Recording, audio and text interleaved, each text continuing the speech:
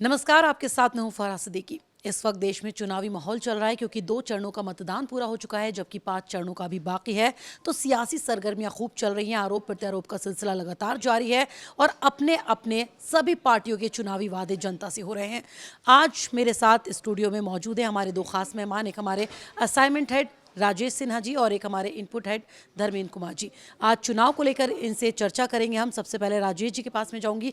राजेश जी, 2014 का चुनाव हुआ, 2019 का चुनाव हुआ, उन दोनों चुनाव के मुकाबले अगर 24 की हम बात करें तो कितना अंतर, क्या फर्क नजर आता है?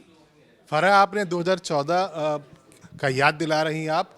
2014 में जब चुनाव हुए थे तो उस वक्त नरेंद्र मोदी अच्छे दिनों का नारा लेकर आए थे और पूरे देश को उन्होंने लगभग भरोसा दिला दिया था कि जो अगला जो 5 वर्ष होगा उनके प्रधानमंत्री काल में, यानी जब वो प्राइम मिनिस्टर रहेंगे 5 वर्षों के लिए, तो देश एक नई ऊंचाई पर पहुंचेगा और देश की जनता के अच्छे दिन आएंगे।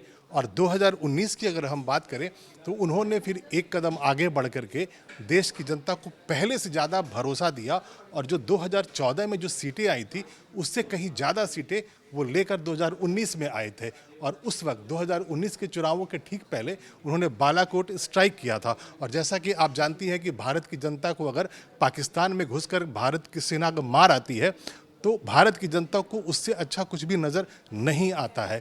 तो ये तो 2 लोकसभा के जो चुनाव हुए थे 2014 के और 2019 में 2 चुनाव हुए थे, उस वक्त एक वेव चल रहा था नरेंद्र मोदी के फेवर में।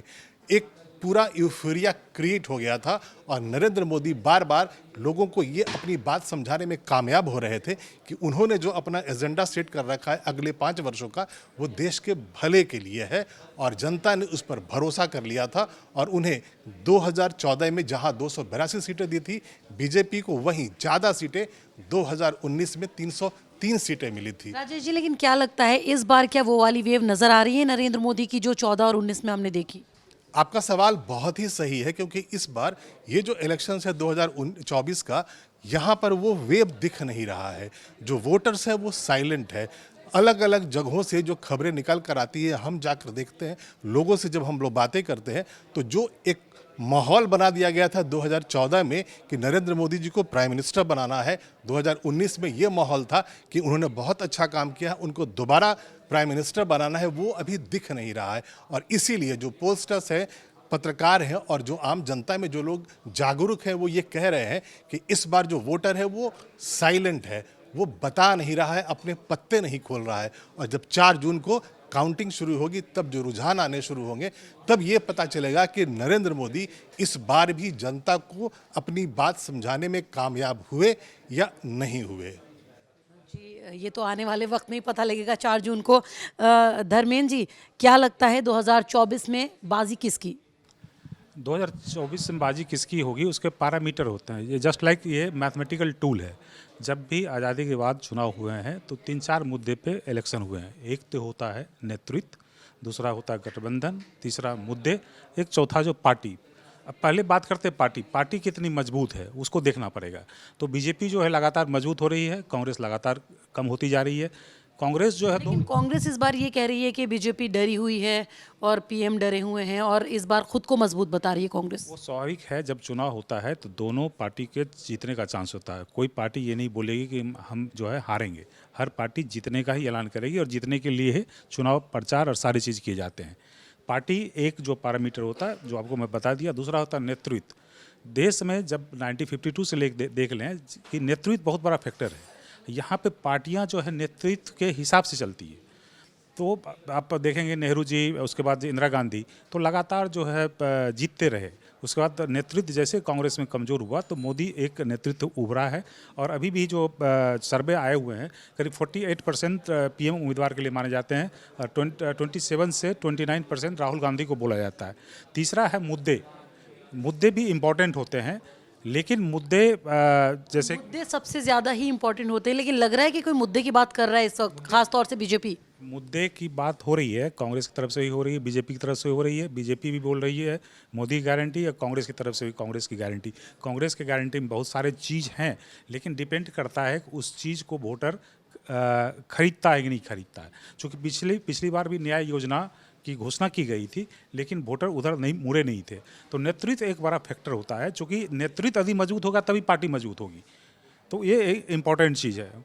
लेकिन मुद्दे के नाम पर जो मुझे नहीं लगता है कोई इलेक्शन जो मुद्दे के नाम पे लड़ा गया है।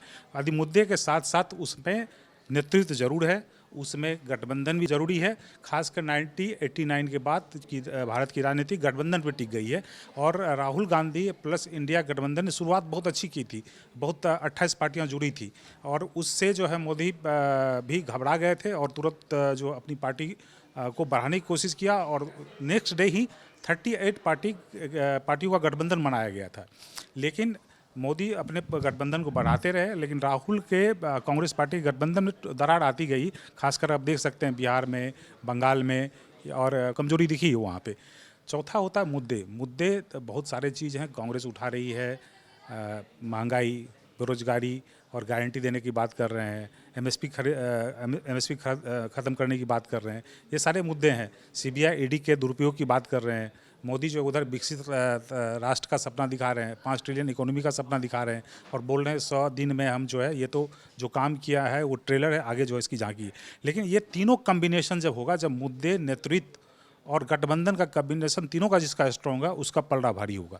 केवल मुद्दे से चुनाव नहीं लड़ा जा सकता। आपके पास मुद्दे मजबूत हैं लेकिन आपका पार्टी जो है ग्रास रूट लेवल पे कमज़ोर है, आपका नेतृत्व कमज़ोर है, तो आप चुनाव नहीं जीत सकते हैं। आप देखें नेतृत्व की बात करें, यहाँ पे एनडीए गठबंधन में एक तय हो गया कि मोदी चेहरा है, लेकिन उधर इंडिया गठबंधन से पता ही नहीं चल पा रहा है कि कौन चेहरा है। और आप देख लें खास करके चूँकि जिस नेतृत्व को मोदी से टक्कर देना है, कम से कम चेहरा तो क्लियर हो जाए। तो वहाँ पे कई अपना एक असमंजस है, वहाँ पे एक अपना विरोधाभास है कि चूँकि एक नेता को किसी को उठा दिया गया तो हो सकता है विद्रोह हो जाए या एक नेता दूसरे की बात नहीं माने। तो ये मेरा जो मानना है, ये चारों का कम्बिनेशन होता है। तो ये चारों जिसके पास मजबूत रहेगा उसका पलड़ा भारी होने की संभावना। चलिए, बहुत बहुत शुक्रिया आप दोनों का मेरे साथ इस चर्चा में जुड़ने के लिए। तो जाहिर सी बात है, मुद्दे तो ज़रूरी होती ही हैं, लेकिन नेतृत्व भी बहुत ज़रूरी है, जो कि कांग्रेस में फिलहाल नज़र नहीं आ रहा। लेकिन 2024 में बाजी किसकी होगी, ये फिलहाल कहना जल्दबाजी होगा। 4 जून को नतीजे सामने आएंगे तो पता लग जाएगा कि आखिर किसकी बनेगी सरकार। फिलहाल मेरे साथ इतना ही, मुझे दीजिए इजाज़त, नमस्कार।